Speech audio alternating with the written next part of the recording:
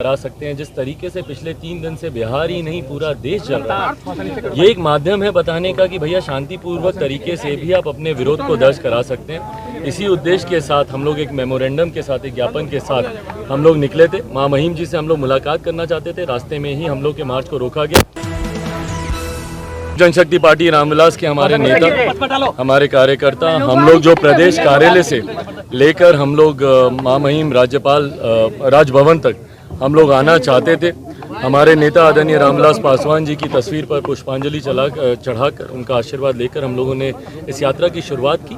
इस मार्च का एक उद्देश्य ये भी है कि एक तरीका, शांतिपूर्वक तरीके से भी आप अपना विरोध दर्ज करा सकते हैं। जिस तरीके से पिछले 3 दिन से बिहार ही नहीं पूरा देश चल रहा है, ये एक माध्यम है बताने का कि भैया शांतिपूर्वक तरीके से भी आप अपने विरोध को दर्ज करा सकते हैं। इसी उद्देश्य के साथ हम लोग एक मेमोरेंडम के साथ, एक ज्ञापन के साथ हम लोग निकले थे। मां महिम जी से हम लोग मुलाकात करना चाहते थे, रास्ते में ही हम लोग के मार्च को रोका गया।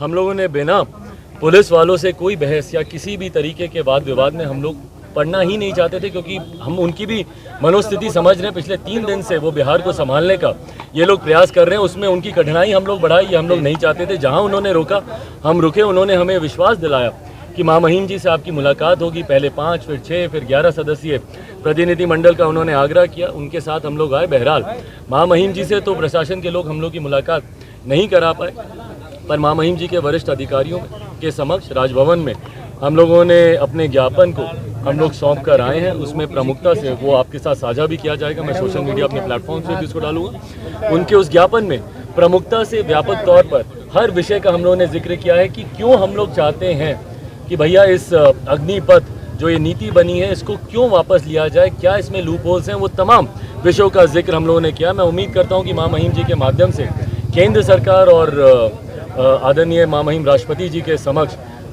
बिहार की परिस्थिति और हम लोग की जो मांग है इस नीति को वापस लेने की, वो उनके समक्ष पहुंचे। क्यों नहीं मुलाकात हो पाई, क्या कहा गया? बिहार के सीएम क्यों चुप हैं? भाई ये तो मुख्यमंत्री जी खुद बताएंगे। आज बिहार जल रहा है, उनकी खामोशी का कारण क्या है? और पिछले 3 दिन से बिहार जल रहा है। मुझे लगता है कि राज्य सरकार की तरफ से भी ये पहल होनी चाहिए कि युवाओं से बातचीत करें। भाई एक प्लेटफॉर्म तो आप देंगे, एक विंडो तो खोलनी पड़ेगी ना युवाओं से कम्युनिकेट करने की।